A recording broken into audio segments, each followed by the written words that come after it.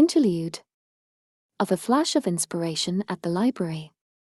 Sheesh, they should leave the clerics of the God of Knowledge to do this sort of thing. In the library in a corner of the temple of the God of Lore, a nubile young acolyte pulled a face. In any event, the books in this library were a breed apart from run-of-the-mill books, as valuable as those were. Best were old collections of case lore, but the shelves were also packed with sealed-up forbidden tomes, magical volumes, and occult texts. Many sections of the library were blocked off with chains, but all too often, even when she could get at the books, the titles were written in incomprehensible characters. The real cause of the acolyte's distress, however, was the format of the books themselves. To put it quite bluntly, they were heavy. Some had rich leather pages, while others had weighty steel covers, and others still were adorned with decorations. She had to pull those bulky volumes down from the shelf, lug them over to the lectern, and then put them back when she was done reading. It was real work, and she thought it would be better handled by a cleric of the God of Knowledge, someone who was used to such things. Unfortunately, there's no choice in this case. On this occasion, the text house of the God of Knowledge had been attacked. They could hardly ask those girls, battered in heart and body, to take on even more responsibilities. And above all, I'm very sorry I've put you to such trouble. Oh, not at all. I'm just glad to be of service, even a tiny bit. The acolyte smiled at the archbishop where she sat in the chair, even though she knew the priestess couldn't see it. This honored personage came here so excited, how could I do less than this? Sword Maiden, the woman on whose shoulders rested this entire temple, had changed much in the past year. For the better, of course. Until recently, she had simply tried to do too much. It was as if she didn't quite think of herself as human. And yet, from time to time, the acolyte saw Sword Maiden get a look on her face like a lost little child. On quiet nights, for example. As her attendant, the acolyte had seen Sword Maiden rush from her bed to throw herself in beseeching prayer at the altar. But why? But tell me, has it helped? Have you learned anything? To borrow a phrase, Sword Maiden said, a chuckle escaping her, not even a tiny bit. Of late, she had shown such softness, such enjoyment, more and more often. Over the course of the past year, she had also ceased to go to the altar in the middle of the night. If it was really all the doing of that strange adventurer, then the acolyte would have to make sure she thanked him. Although I have to admit, I don't think much of her pouting like a child. Even as she spared a wry smile, Sword Maiden kept reading the Book of Legal Precedent. Her right hand caressed a clay tablet, while the left ran over the book on the lectern. She claimed that the subtle differences of texture in paper and ink allowed her to decipher letters. That was surprising enough, but what really impressed the acolyte was that Sword Maiden could understand the letters at all. Some people chose not to learn the ancient writing systems because they feared gaining untoward knowledge. They didn't want to stumble upon any maledictions that might be tucked away in the text, or be driven mad by the shock of unimaginable truths that they came into contact with. But reading and writing being such valuable skills, could any explorer afford to be illiterate? If you were going to go into battle, you had to know who you were fighting. That was true even with goblins, how much more so for terrible wizards or evil dark gods. Now. This, I remember. Sword Maiden's sudden remark brought the acolyte back to herself. Does it make sense now? Yes. Hee. I wonder what he would make of this. I think it might be helpful for him to know, but I don't suppose he would actually be interested. She sounded a touch disappointed as she closed the heavy metal cover and let out a small breath. I apologize again, but could you bring quill and paper, and ready a pigeon? This isn't another of your love letters, is it? The acolyte smirked as she offered this twist of the knife, provoking a "why you?" and a puff of the cheeks from Sword Maiden. I will be writing to His Majesty and the Chief of the Elves. I do know how to separate my official and private lives, you know. The acolyte nodded obediently as she opened a drawer, pulled out lambskin paper and a pen, and set about preparing a candle and seal. She could bring the pigeon after the letter was written. She would ask the gods to protect it. If Sword Maiden said so, then this certainly had to do with the fate of the world. I suppose all of creation is still in danger, and there are still many adventures to be had, is that right? Indeed it is. We face a very powerful foe. A terrifying one.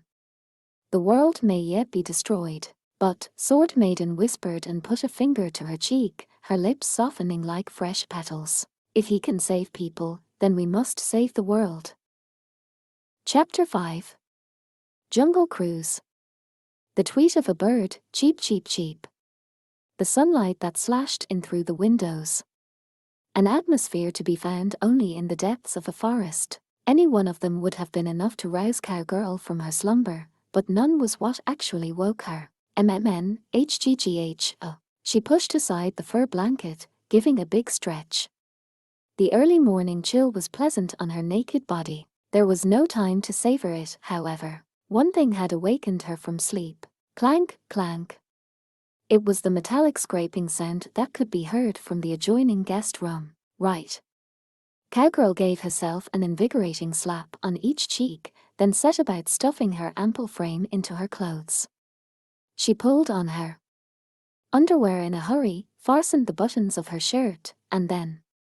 My pants. What's with my pants? She was by no means overweight, but somehow she just couldn't get them on. Her fingers slipped, perhaps because of her haste. Oh, for... She clicked her tongue and decided it wasn't something she usually worried about anyway. Instead, she pushed past the divider that separated her from the living room, wearing just a shirt over her undergarments. Gee, good morning, HRM. As she'd expected, he was there. He was in his usual cheap-looking steel helmet and grimy leather armor, his sword of a strange length at his hip, and his small, round shield on his left arm. He was also carrying his bag of miscellaneous items. He looked ready to depart on a trip at any time. She murmured or some such as a way of diverting him, then hugged her own arm. Are you going already? The goblin hideout is almost certainly upstream, he said, nodding crisply. If they were to put poison in the river, that would be the end. Yeah, that'd be bad, Cowgirl said with an ambivalent smile. Her head was full of the weather, and the sun, and her uncle. All going around and around. Well.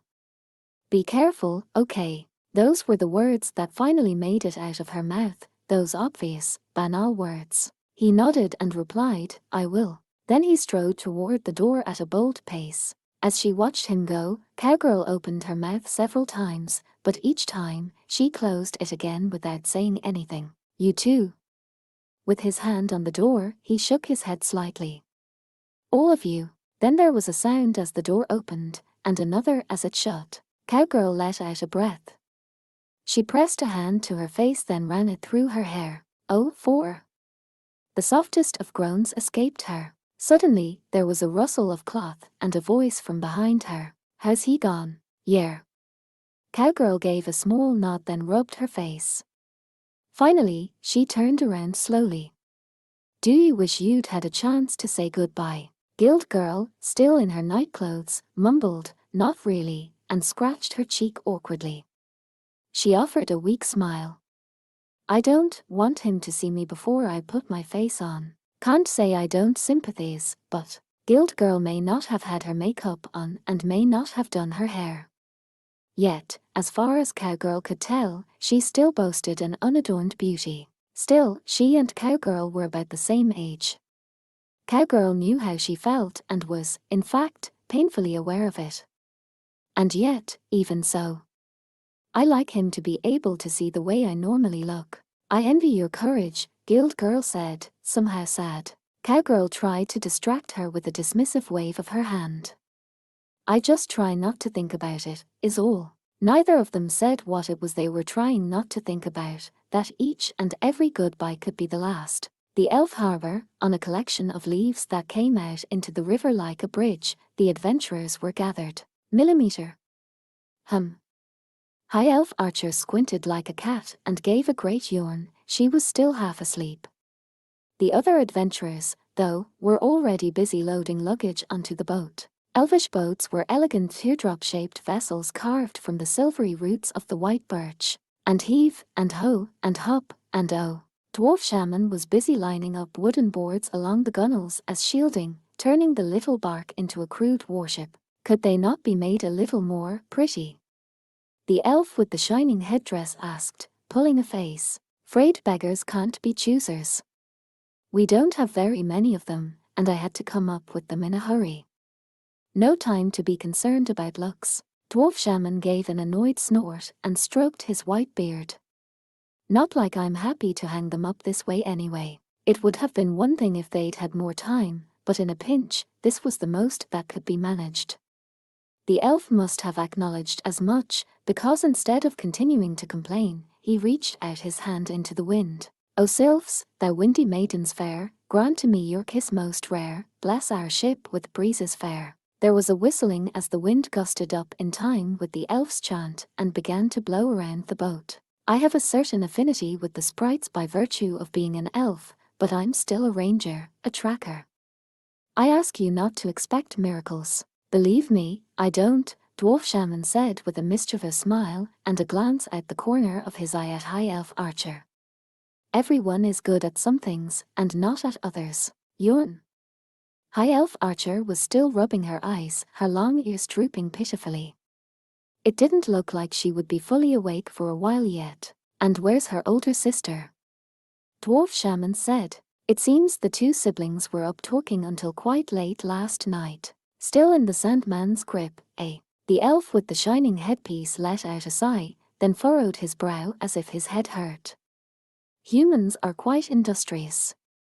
My new younger sister could stand to learn something from them." He was looking at the two clerics, who were already aboard the boat and offering their prayers to the gods. "O Earth Mother, abounding in mercy, please, by your revered hand, guide the soul of we who have left this world. O great sheep who walked the Cretaceous, grant to us a modicum of your long-sung success in battle." Priestess was clinging to her sounding staff and imploring the Earth Mother to keep them safe on their adventure. Lizard Priest was making a strange gesture with his palms together and prevailing upon his ancestors for aid in combat. Even if these were not requests for miracles proper, there was no question that the gods' protection would be with them. Phew.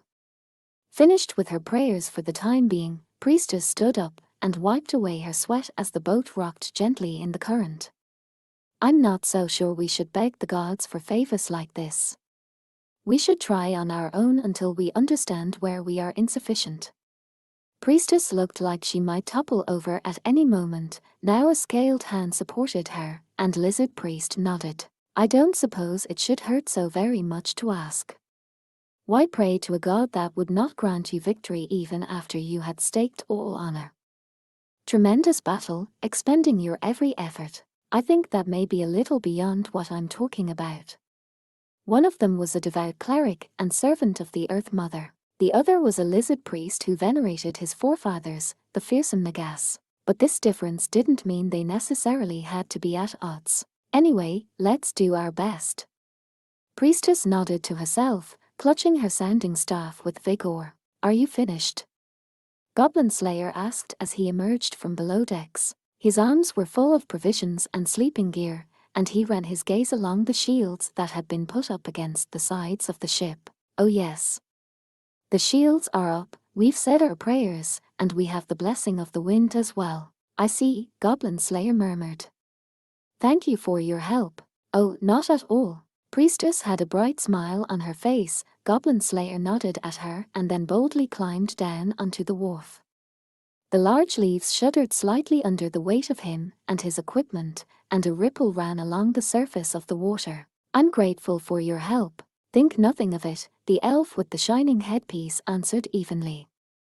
"However," he added, "if you wish to thank me, see my younger sister-in-law safely back." "Very well," Goblin Slayer replied without hesitation.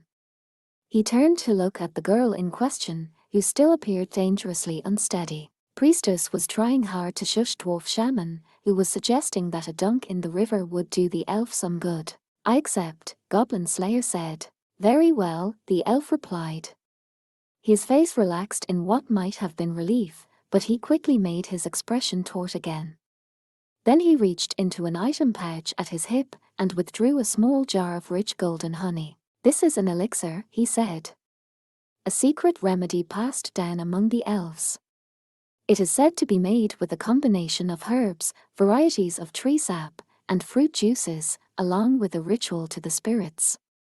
The top was sealed with a kingsfoil leaf, so the elixir can be drunk only once. Goblin Slayer took the bottle without a word and put it into his own item pouch. If I do not come back, please see to the 2 women. I accept. And to the goblins as well, but of course. The elf nodded and then, after a moment's thought, added somberly, she may not be perfect, but she is my younger sister by lore now, and I have known her for a long time. Take care of her. As long as it is within my power, I will do so. Even the elf, for all his long life, seemed surprised by Goblin Slayer's response. You don't take anything lightly, do you? He said, his expression softening just a little, but he spoke so quietly that only the trees could hear. Then he went on, the elders have received some kind of news from the water town. Oh, but even I am not yet mature by the reckoning of the high elves. I can't guess what move the elders may be planning to make. The elfin imagination spanned a vast period of time. The smallest and most seemingly insignificant thing could have ramifications countless years later. The actions they took here, now, would most likely be the same. The elf with the shining headpiece gritted his teeth. He was to be the next chief, and yet, even he had not been told what the news was. Not that he couldn't take a guess, of course. But a guess was still a guess.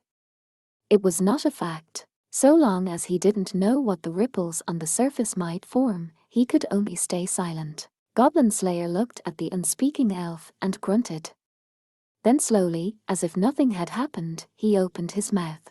Also, be careful of the river. You're the ones who will need to be careful, the elf said lightly, feeling a bit odd at the nonchalance of Goblin Slayer's words. I believe there will be a mist today. His ears twitched like leaves as he took in the sound of the wind and looked at the pale light of the morning sky. Goblins are not the only danger in this forest. At the wrong time, nature itself can be your enemy. Bear that in mind as you go. Because after all, the elf with the shining headpiece and Goblin Slayer looked into the forest. You will be journeying into darkness. Into darkness, Goblin Slayer repeated softly. The sea of trees that extended to the source of the river harbored an impenetrable blackness. There was a warm breeze that brought thick, humid air. Like the inside of a goblin nest, Goblin Slayer thought. And that was a fact. What should he do, then? He considered for the space of an instant, then formulated his plan. I have one further request. What is it? The elf looked at him questioningly. Prepare another boat. I will do it. The elf nodded, making the ritual sign of a promise of his people. Seeing this, Goblin Slayer said, by the way, as if he had just thought of something. I have been wondering. Is it true that elves have no concept of cleaning up? We do, the elf with the shining headpiece replied, looking very weary. But some sisters don't. I see. The fog turned out to be a true blessing. It blocked out the sun, daubing everything with a white haze, so that even objects only a short distance away were vague and indistinct. The goblins didn't think of the fog as a blessing. To them, it was only natural. When something good happened to a goblin, he didn't feel gratitude toward anyone or anything. Since goblins were so often tormented, so thoroughly put upon, it was only right that something decent should happen to them sometimes. It was no different now. The goblin who had been told to watch the river flowing through the forest noticed it immediately. He had been slacking off in his work, so he squeaked and squealed when it happened. It was nightfall, when the sun behind the veil of mist had only just risen. Mingled with the river's gurgling current, he heard a creaking sound getting closer. The goblin guard's ugly eyes got wider. He peered into the fog and listened as hard as he could. Yes, there it was. Creak, creak. There was no question, the sound was coming from downstream, from the direction of the elf village. The elves, who always contemptuously looked down on the goblins, thought they could just come right on up this river. Grow orb. When he spotted the slim form of a sailor emerging through the mist, the goblin licked his lips. If it was a he-elf, they could beat him to death and feast upon him. If it was a she-elf, they could make her the bearer of their young. Whichever, he had found them first, so he was entitled to be the first to enjoy them, wasn't he? He didn't think for 1 second that the only reason either of these outcomes was possible was exactly because his companions were with him. Groar! Grub! The goblin put his fingers in his mouth and produced a not very skillful whistle. Grab! Gorb groor! The goblins, who had been sleeping, were not pleased to have been roused early. But they, too, snapped awake the moment they caught sight of the elvish boat. Elves. Adventurers. Prey. Food.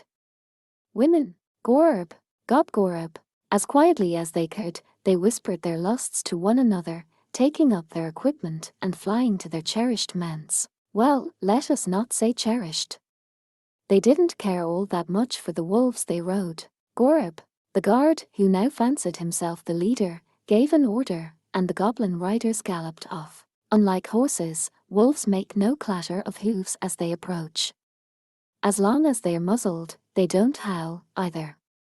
Goblins, except hobgoblins, could conceivably ride horses, but wolves were more convenient. The goblins beat cruelly at the sides of their mounts, pushing them onward. Grow origer. First, they would deal with the captain.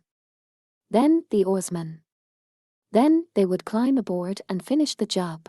The goblins grinned and laughed, imagining the panicked faces of the elves. The sight of the prideful forest people spilling their guts upon the deck would be delightful indeed.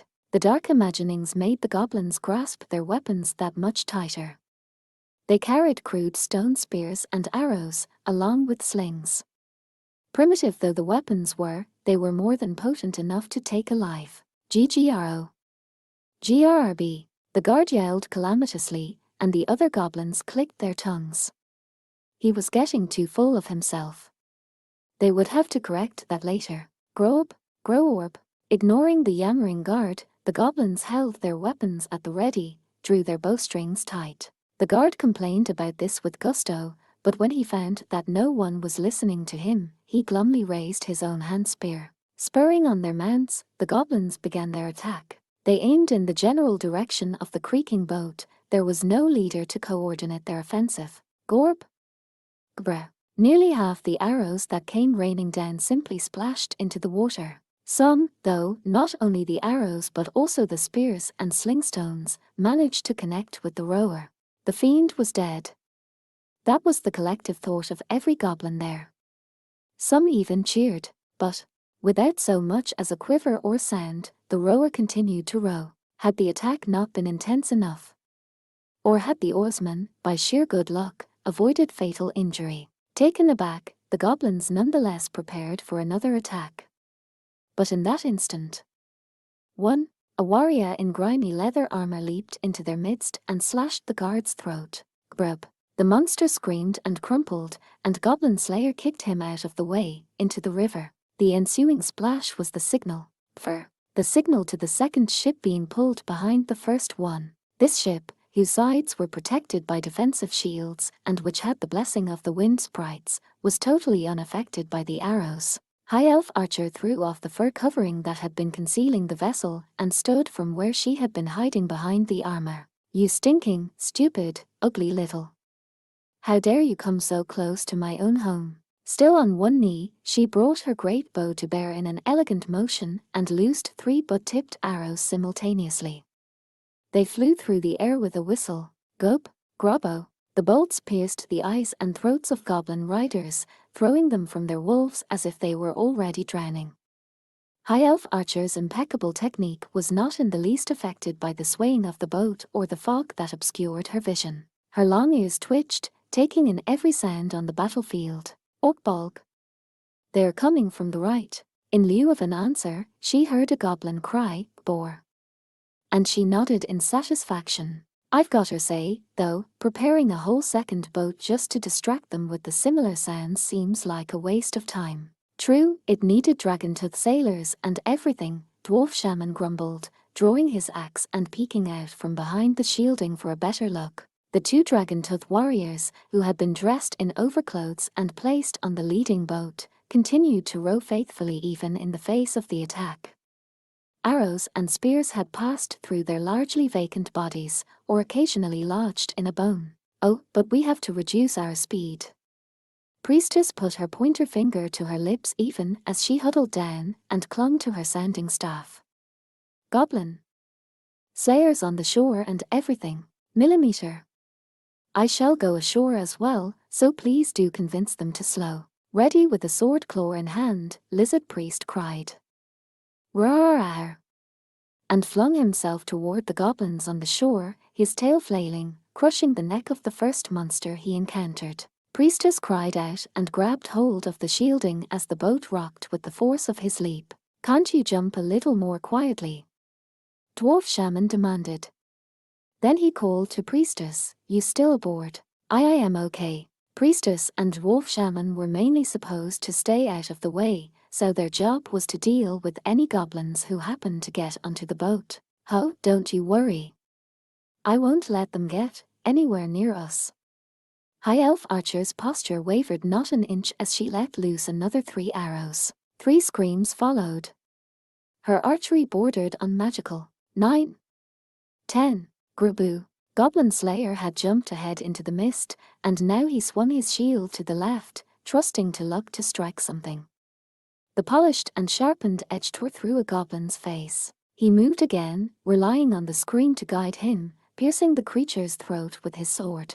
The monster waved its arms, trying to pull the sword out. Goblin Slayer kicked it away and grabbed the dagger from its belt. He flipped the dagger into a reverse grip as he heard the howling of wolves coming closer. Even as he did so, his left hand searched through his item pouch and came up with a leather strap with stones tied to either end. HMPH. He let the strap fly, it spun, skimming the ground, and from somewhere in the fog came the yelp of a wolf. Gorb? There followed the sound of something collapsing to the ground, and a goblin's shout. The bowlers had wrapped themselves around the legs of one of the bestial mans. Without pausing, Goblin Slayer jumped in that direction, cutting the throat of the goblin who had fallen. To him, there was scant difference between the darkness of a cave and the limited visibility of the fog. 10 and 1. Thus, it was Goblin Slayer who held the advantage when jumping into the maelstrom. After all, the goblins could hardly tell who was friend and who was foe. A careless swipe of a weapon might strike an ally.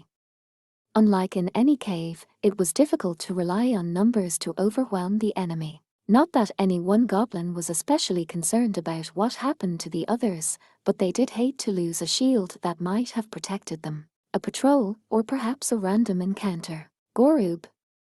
Grobor. So you agree. Lizard Priest kicked down one of the riders, then grabbed the wolf by the snout and tore open its jaws through sheer strength. Being in combat made him sound happy, but it was the blood all around that quickened the thinking of the lizardman. If this is supposed to be an ambush, Goblin Slayer said, shredding the spine of the rider on the ground and muttering 12 as a muffled scream sounded.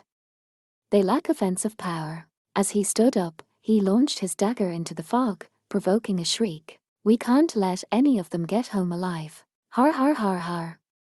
Were we ever going to? Lizard Priest swept out with his tail, slamming a goblin behind him against a tree, shattering its spine. 13. 6, maybe 7 remaining. Goblin Slayer grabbed a spear at his feet. In that case, he raised his shield and advanced, deflecting the poisoned dagger of a goblin hidden in the mist, striking out with his spear. He could feel it hadn't sunk deep enough.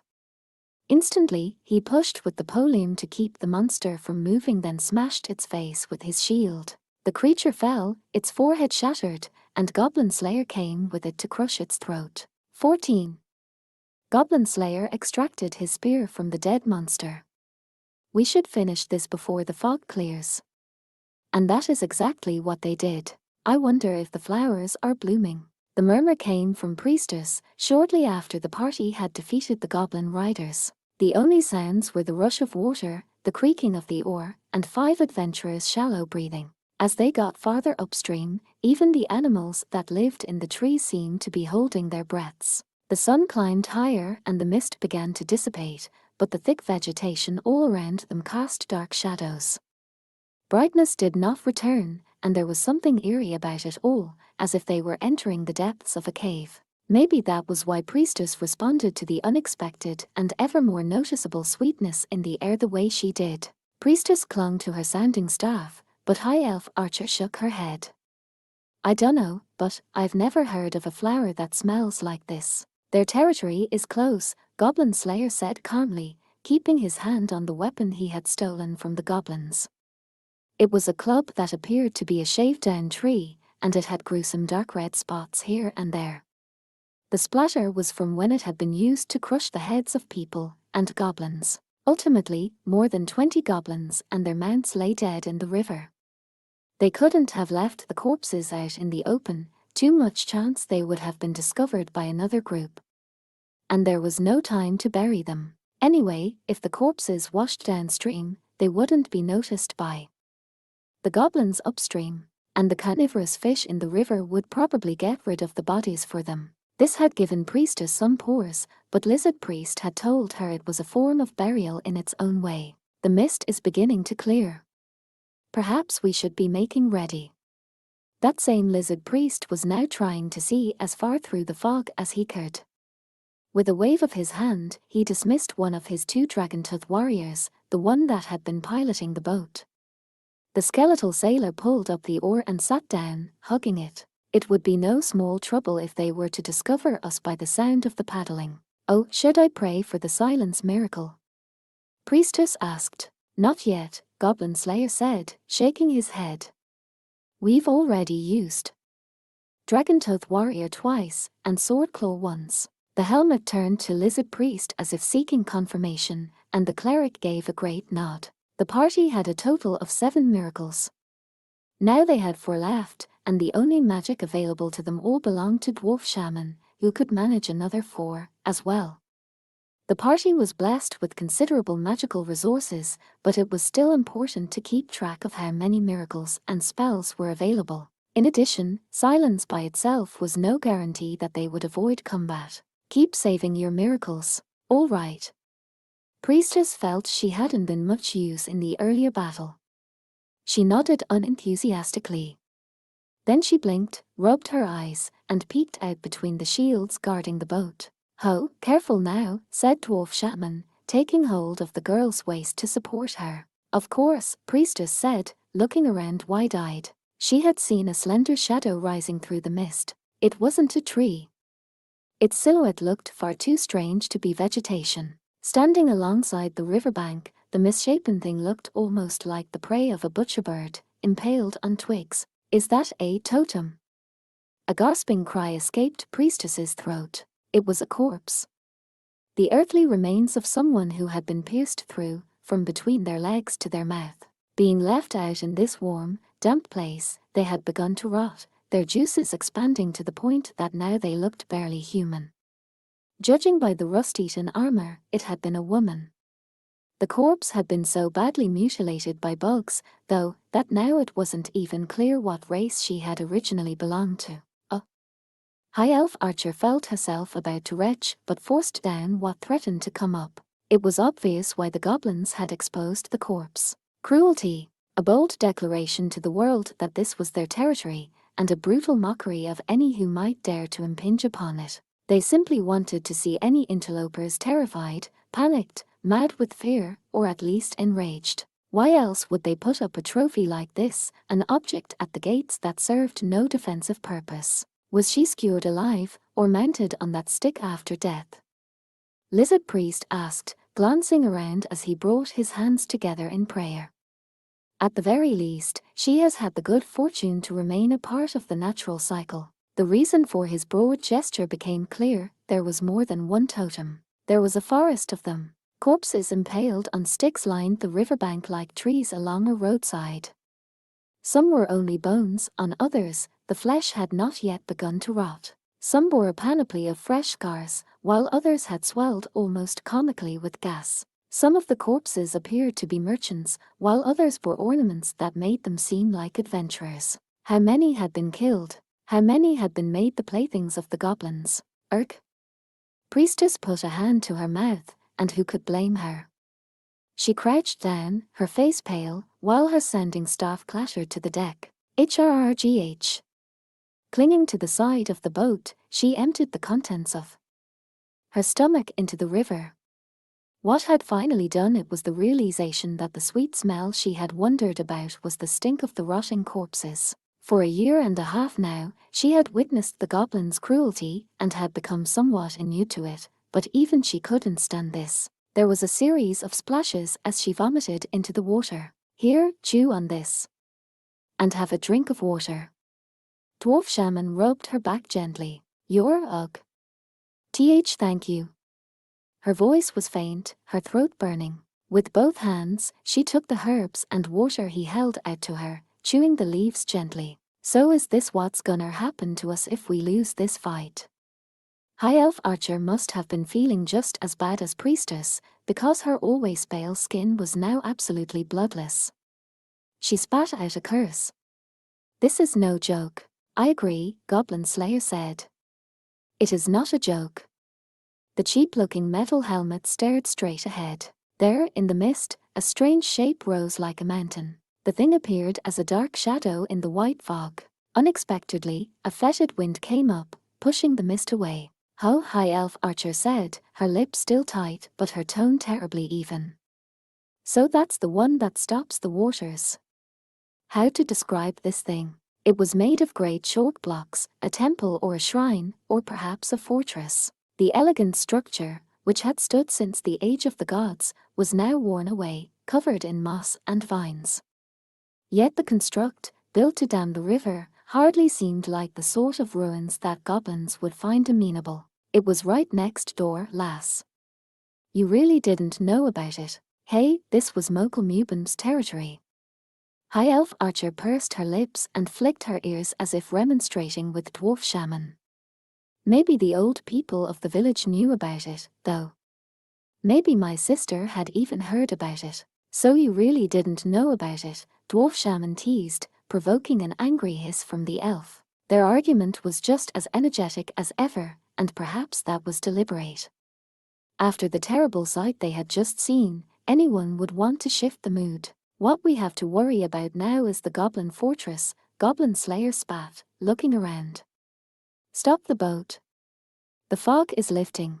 Aye, Lizard Priest said, gesturing a quick instruction at the Dragontooth warrior.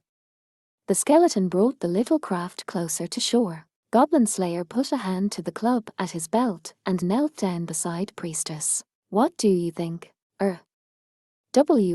What do I think? The blood had drained from her face, and she was shaking her head listlessly from side to side. We have to do something. Yes. If we, just leave this. Yes. His voice was quiet like hers, but not weak. We will not just leave it. Priestess swallowed heavily. Goblin Slayer saw her hand go to her armor, and he picked up the fallen-sounding staff. Priestess gripped it to her chest with both hands, as if in an embrace, then got unsteadily to her feet. She forced herself to relax her stiff facial muscles and glanced at his visor. Because they're goblins. Yes. He nodded. They're goblins. Hold it, beard cutter. Dwarf Shaman heaved himself ashore as the elven boat came soundlessly to the bank. He skillfully tied the boat up, securing it to a nearby tree. Like you said, the mist's clearing. And it'll be night soon. Sneaking in is going to take some doing. In that case, High Elf Archer tried 2 or 3 times to snap her fingers but ended up just clucking her tongue at the pitiful FP sound she got. In that case, I have an idea. Sometime later, the party crept like a train of shadows under the illumination of the twin moons. Through the undergrowth, pushing aside leaves and branches, they kept their weight low, moving as quickly as they could. The only sound among them was the barest whisper of a prayer from Priestess. O Earth Mother, abounding in mercy, grant us peace to accept all things. She ran through the absolute silence as fast as she could, sweat pouring down her brow, her hands gripping her sanding staff. As they got closer, the goblins' levee and fortification loomed up strangely ahead of them. The way the rocks had been piled and carved was the work of dwarfs. The way the structures had been built without disturbing the trees around them was the doing of the elves. The preparations against attack must have come from the knowledge of the lizardmen or the humans. Here and there, a stone had been dislodged by the goblins, besmirching this place. What could this place have been built for? priestess wondered suddenly. A shrine, a temple, a tower, a castle, a levee, a bridge. It seemed to be all these, and yet none of them. Whatever it was a goblin nest now, and to challenge it would take more than a miracle of the Earth Mother, no matter how merciful she might be. That was why the adventurers had something else to defend them. A white mist that seemed to rise up of its own accord, FSSH, FSSH. It was also intensely hot. To an extent, that was to be expected. They were in a rainforest, after all, but it was punishingly humid as well. Priestess's vestments had absorbed enough water to grow heavy, and her sweat made her clothes cling to her most unpleasantly. She'd rolled up her sleeves out of necessity but never stopped praying. There was someone else who hadn't stopped at his work, dwarf shaman. He held a stone, glowing red, in his rough-hewn hands. The source of the heat, of the mist, was in that stone, in the salamander who lived within. Dancing flame, salamander's fame. Grant us a share of the very same. The fire spirit invoked by the kindle spell evaporated the water with which the spirits of air were so pregnant.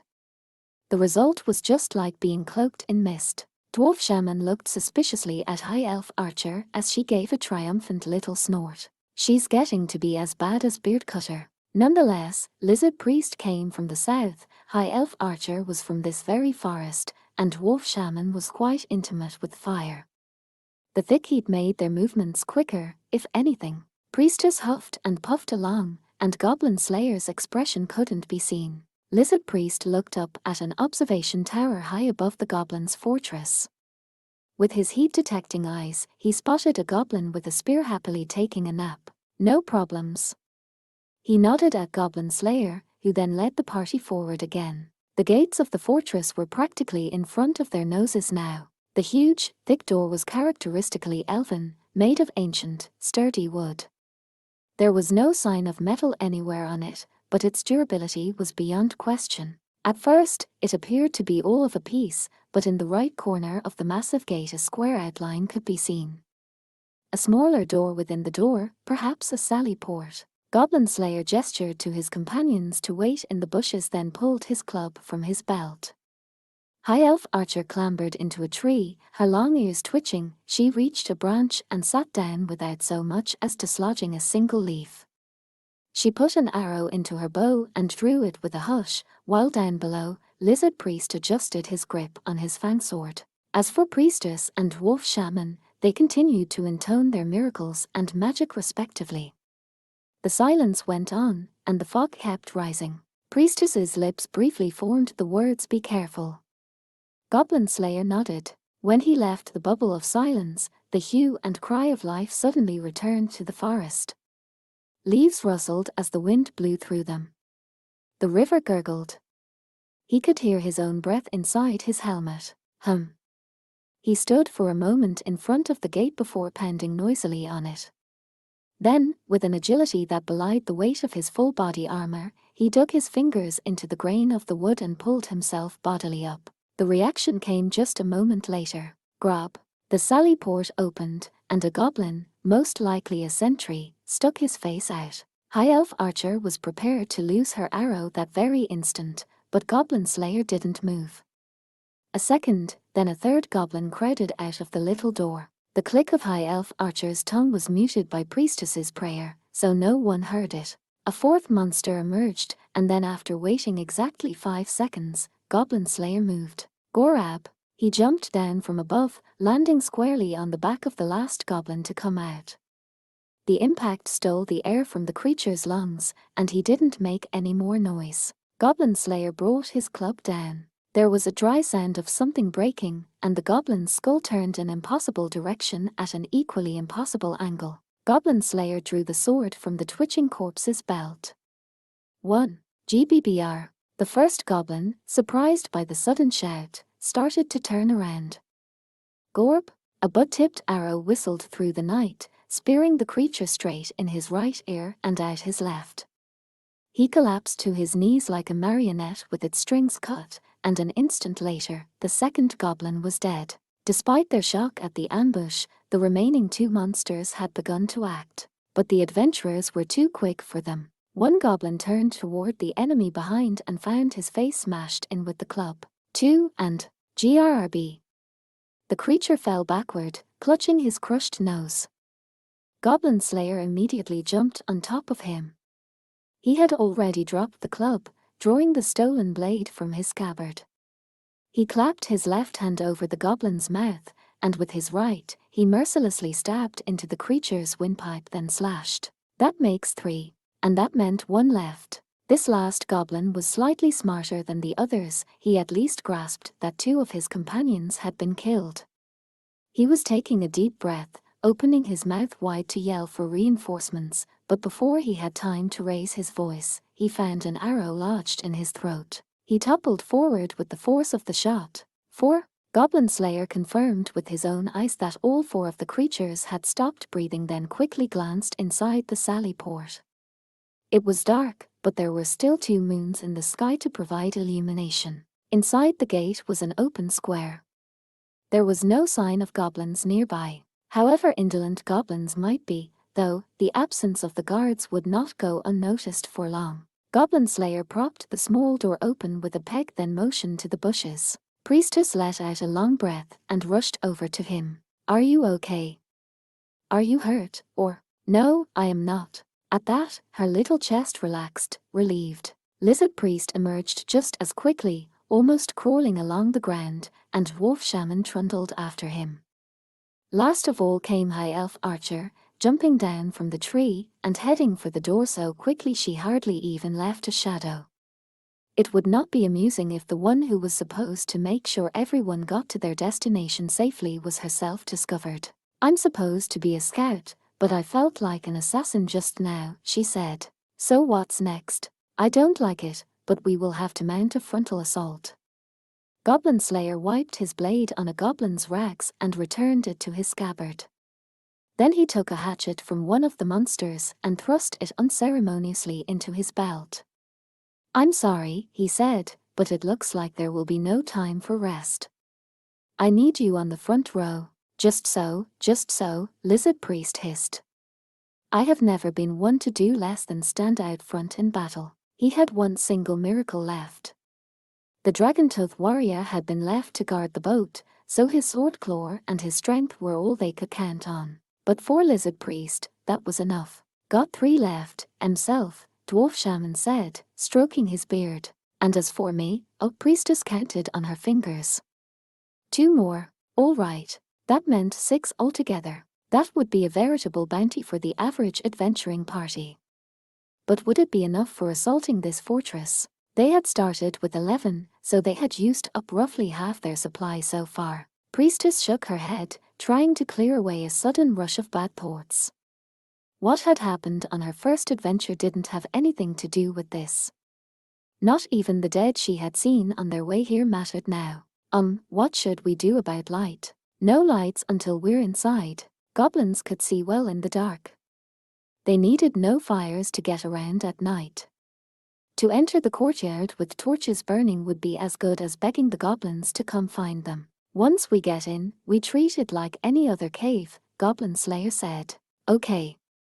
I'll get some torches ready, then, Priestess replied. Please do. As he spoke, Goblin Slayer drew his dagger. Priestess sighed. She pulled a face, then let out a resigned breath. Do we have to? Yes. Goblin Slayer flipped his knife around in his hand, then walked over to the goblin with the smashed face. High Elf Archer, catching on, quickly patted down her clothing, making sure everything was ready. The blood drained from her face, and her ears drooped pitifully. Or, are you serious? Unless you have a packet of perfume. Hey, I never imagined a trip home would mean going goblin hunting. It's part of the job. Goblin Slayer paid no mind to her excuse as he cut the goblin's belly open. He pulled out the steaming entrails, and Priestess wrapped them in a handkerchief she had produced, her face expressionless. High Elf Archer backed away with a sort of choking sound. Dwarf Shaman quickly caught her by the hand. You've gotta know when to fold, It just takes guts, Lizard Priest offered from where he had moved to prevent her escape, his eyes rolling in his head. Huh. No way, there's gotta be something else we can. Pipe down. It was, perhaps, only High Elf Archer's level of experience that saved her from screaming. The adventurers slid along the wall, High Elf Archer at their head as scout. The tower was in ruins, the gate devastated, nature reclaiming the structure for itself, and there was no shortage of shadows in which to hide. And by the same token, many shadows in which things might be hidden. High Elf Archer licked her lips, trying to decide where she could put her feet without disturbing the underbrush. If any goblin sentinels found them, that would mean an alarm, and that would be no fun at all. Thanks. Goodness gracious. High Elf Archer blinked. Orkbolg, thanking her. Humans were not best equipped to creep through the night with only starlight and misty moons to guide them. Humans have it rough pulling something like this, ho. She said. I am sorry, Priestess replied. It's no problem. Don't worry about it. High Elf Archer waved a dismissive hand without turning around. Ooh. At that moment, her pointy ears twitched, as if blown by the breeze. She narrowed her eyes. She was looking at a goblin who lolled around, a spear resting on his shoulder. There was some distance between them. The adventurers hadn't been noticed yet. But he was coming this way. A sentry. High Elf Archer drew an arrow from her quiver and put it into her bow. What should I do? Shoot. Her bow twanged almost before he finished speaking. The goblin, pierced through the throat, waved his arms uncomprehendingly as he toppled to the ground. There was a muffled whisper of grass, but that was all. No other guard seemed to have noticed what happened. High Elf Archer let out the breath she'd been holding and started moving again, Goblin Slayer and the others following behind. She grabbed her arrow out of the goblin corpse as they passed by. She scrunched up her face at the black goblin blood, giving the arrow a thorough shake. I don't want to get any dirtier than I already am. No kidding, Priestess agreed in a truly pitiful voice. High Elf Archer nodded sympathetically. These two sweet young women were covered from head to toe in unspeakable pollution. It was smelly and sticky, and as much as they were used to it, it still made them a little sick. It was necessary, but never fun. Arg, the tip broke off. This is the worst. Well now, if this is the worst, then perhaps we will never be discovered. Lizard Priest, crawling forward, raised his head like a snake. I should think things will be a mite more troublesome when we enter the tower. His eyes were focused ahead, on the huge wooden gate that barred entry into the tower. It was obviously immensely thick, and it was not the only such door. A whole series of them stood surrounding the structure's outer wall. I have heard that royal tombs are sometimes supplied with false entrances, Lizard Priest added. Perhaps it is of that nature. You mean those are all fake? Priestess poked her head out to look, taking care not to be noticed by the goblins. The massive, heavy door, standing imposingly in the pale moonlight, hardly appeared anything less than real. It certainly doesn't look like it. We should be so fortunate that it were mere sculpture, Lizard Priest replied. If it should be a trap, I hesitate to think what would become of us. For a few seconds, Priestess stared silently at the doors among the ruins. Something felt wrong about them, something she couldn't explain. She tried to put her finger on it. Well, I don't think we need to worry so much, she said with a giggle after a moment and pointed a pale, slim finger at the door. Look how the undergrowth has been trod down there. Goodness, indeed. The false door, the brainchild of some ancient elf or the like, had now been rendered pointless by the passing of time and the goblins' stupidity. The goblins unthinkingly used the door in and out, so the bushes by it were indeed trampled flat. I guess this leaves us with the same problem we started with, High Elf Archer said irritably. Goblins. One or two guards were lolling about, looking bored. The quickest way would be to off the guards and steal the key. That's if goblins knew how to lock doors, Dwarf Shaman said, brushing an errant leaf out of his beard and letting out a thoughtful breath. At the very least, we have to take the ones on the right and the left simultaneously if we aren't to be discovered. Not a problem, Goblin Slayer said. I know 8 different ways to kill goblins silently. Really? Priestess asked, blinking. That was a joke, Goblin Slayer continued, slowly shaking his helmeted head from side to side. It is many more. In light of High Elf Archer's assessment that arrows were at a premium, it was decided that Goblin Slayer and Dwarf Shaman would take the offensive. Each of them readied a sling, moved to close distance, and loosed their stones at almost the same time. The rocks flew through the air, unerringly finding the throat of one goblin and the head of another. Grob, GBBO. The first collapsed with his windpipe cruelly crushed, the other got unsteadily to his feet, clutching his forehead. Before the creature could cry out, however, Lizard Priest sprang up to him, as if in a dance. His sword claw slit the monster's throat before he could make a sound. Thus, the guards were dispatched without a noise, the silence of the courtyard in front of the gate continuing undisturbed. I learned to use a sling, too, but it doesn't seem to have helped much, Priestess said despondently. Don't worry, there's a time and a place for every talent, High Elf Archer said, patting her on the back. Lizard Priest gave his sword claw a great shake to get the blood off, then began dragging away the corpses of the goblins. You must do what you can, he agreed as he stuffed them into some bushes. While High Elf Archer made sure they were covered up, Dwarf Shaman rifled through the goblins' weapons, selecting a hand spear. He held it up to the moonlight, the iron tip gleamed, plenty sharp. No rust, either. You know, for a bunch of goblins in a rotting fortress, they've got pretty fine weapons. Wonder if they nicked this off an adventurer. Perhaps there was an arms merchant among those they killed, Goblin Slayer said. Or perhaps it was already here. HRM, Dwarf Shaman murmured, shaking his head at Goblin Slayer's musings. Who can say?